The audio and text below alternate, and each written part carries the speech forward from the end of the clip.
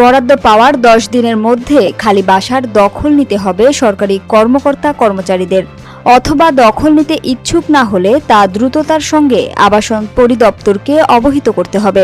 এ বিষয়ে অনুরোধ জানিয়ে সম্প্রতি গৃহায়ন ও গণপূর্ত মন্ত্রণালয় থেকে সব মন্ত্রণালয় ও বিভাগের সচিব, সিনিয়র সচিব, বিভাগীয় কমিশনার সহ সংশ্লিষ্টদের কাছে চিঠি পাঠানো হয়েছে।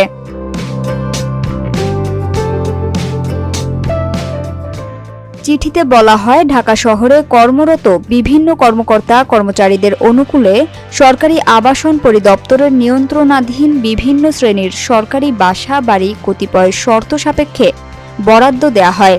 বরাদ্দপত্রে উল্লিখিত শর্ত অনুযায়ী বাসা খালি হওয়ার 10 দিনের মধ্যে বাসার দখল গ্রহণের বাধ্যবাধকতা রয়েছে। কিন্তু অনেক সময় বরাদ্দপ্রাপ্ত কর্মকর্তা-কর্মচারীদের মধ্যে কিছু বরাদ্দ গ্রহীতা বাসা খালি থাকা সত্ত্বেও বাসার দখলভার গ্রহণ করেন না।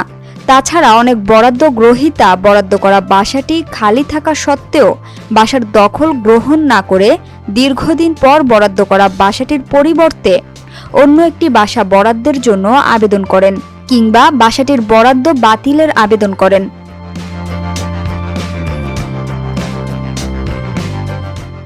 চিঠিতে আরও বলা হয়, এতে বাসাটি দীর্ঘদিন খালি থাকার কারণে একদিকে যেমন সরকার রাজস্ব আহরণ থেকে বঞ্চিত হচ্ছে, অপরদিকে বাসার দখল ধরে রাখার কারণে অন্য কর্মচারীকে বাসা বরাদ্দ দেয়া সম্ভব হচ্ছে না।